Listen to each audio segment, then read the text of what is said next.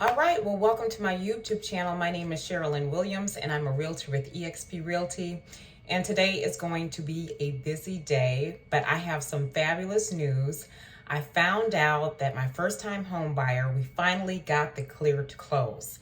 And I'm telling you, this is a joyous moment because we have really been through some things in order to get this contract to the closing. So he is a first-time home buyer who, what he did, I guess, is he pulled some money out of his account while his loan was in the underwriting process, which is a big no-no. But he did that in order to transfer the money into another account. And so that raised all kinds of red flags with the underwriter. And so the underwriter was just questioning things. And then he had to show proof as to why he did that. It was just a big mess. And I was so fearful that we would not close and the whole deal would fall through.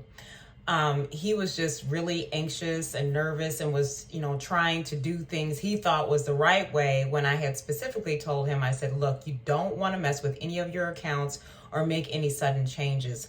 But anyway, it was frustrating for him because he kept having to present some of the same information to the underwriter over and over again. And he was at a point where he was just like, Sherry, I don't want to do this anymore. I'm about to give up. But I had to keep him encouraged and just tell him that it's part of the process. And, it was kind of his fault when he went into his account and was taking money out to move it to another account. I mean, we all get it and we understand why. But when you are under contract and when the underwriter is reviewing all of your documents and paperwork and all of that, you do not want to make any sudden moves. And I cannot stress that enough to my buyer clients. But anyway, long story short, we got the clear to close today, so we are closing this Tuesday on June 28th, and I'm so excited for him. And we have scheduled our final walkthrough on Monday. So I just got the email here. I'm excited for him. I'm excited for me and all the hard work I put into this deal for him. And, he's truly, truly deserving of this. He's been through a lot in life, and this is just icing on the cake for him, and he can now believe in himself that he can be a homeowner. So I'm really happy for him. Also today, I will be going out with some clients that I received from a referral company that some of you realtors may have heard of called Opcity. Now, Opcity, I was able to have access to them through my brokerage. And what they do is they give you buyer, seller, and rental leads. And it's a good way to, meet other potential clients and whatnot, as well as trying to close a deal. So the couple that I'm working with today, they are looking to lease in a suburb here outside of Chicago, in Schaumburg, and also in Palatine. So we were looking at 3 rental properties today. So I'm going to kind of gauge and see how this Opcity works. I joined it about 2 months ago, and I've had the opportunity to talk or speak with 16 different potential clients. But a lot of them that I find, they're not really qualified. Either their credit score is too low or they're looking for a rental in a market that doesn't support the price point that they're asking for. So far, I had one lead from Opcity, and she was actually very qualified. She made like 6 figures a year, but her credit score was a little bit lower. It was under 700, but we had looked at homes for like 2 weeks every day. I mean, we were out there hustling. And every time we put in an application, which we did about 3 of them, she kept getting rejected. And it was just very, very frustrating. But not only that, sometimes when we would put in an application, that realtors wouldn't even let me know if they were going to accept it or reject it.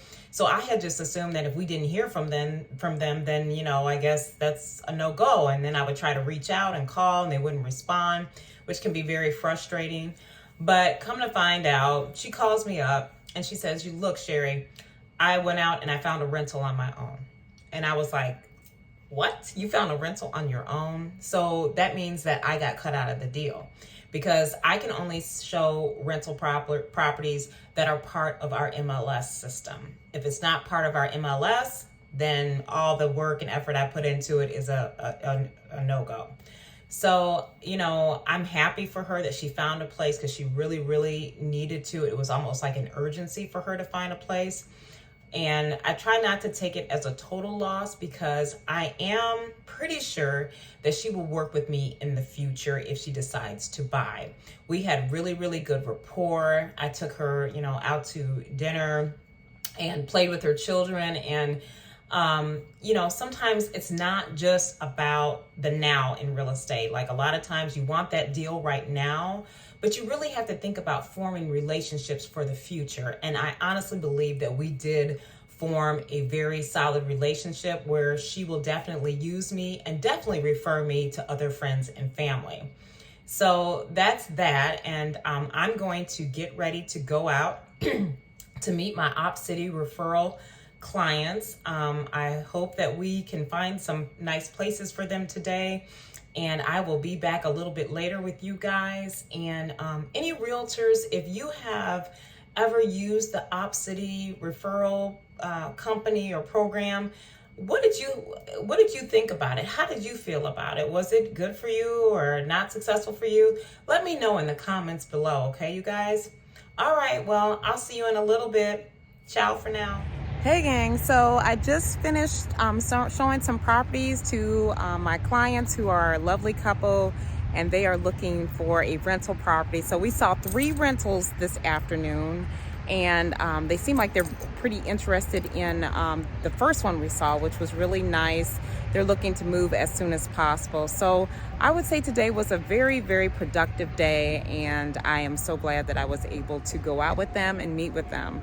So now I'm going to grab me something to eat, and I will go home and go to my office and get some more work done, as well as maybe film some more video about what's going on in the real estate market. So yeah, I'm gonna head over here to Carmina's Mexican restaurant. As many of you know who know me personally, I love Mexican food. So I'm gonna head in here and get me some food. I'm gonna go home, eat, chill, and get back to work. Okay, so I made it back here to my office. My food was amazing. I had my Carmina's Mexican food. It was just really off the chain. So, but now I want to talk to you guys a little bit about what is going on in the market and what I'm noticing now. I'm starting to see a shift where contracts are falling through with home buyers. Me personally, I had a contract for a personal property. It was an investment property, and we had an offer on it back in March, and that deal fell through because of financing. So I put it back on the market, and we got another offer, which we accepted. And just a week before closing, the deal fell through because the buyer could not get financing. So a lot of deals now are starting to fall through. And I believe it was on Redfin where they were saying deals are falling through at a higher percentage now in 2022 than it did in 2020 or before the pandemic than ever. So we are starting to see a shift. And before, like a year ago or 2 years ago, when the interest rates were like at 2.5%, 3%, buyers had, they were like, there was so much competition that they were like waiving inspections and waiving appraisals. But now you're starting to see that if something goes wrong with an inspection, or if the appraisal comes back too high for a home buyer, they're backing out of the deal. And that's what we are starting to see now, where a year ago, that was not the case. They were waiving their contingencies and all of that. So it's really interesting to see. And also, as most of you know, the interest rates have gone up. So deals are falling through because of that. Buyers are finding out that they can't afford the home that they were hoping to get and that they put an offer on. So because of the interest rates, that is becoming an issue. And they're finding out that you calculate the interest rate now, which is like at 5.5%, some even close to 6%.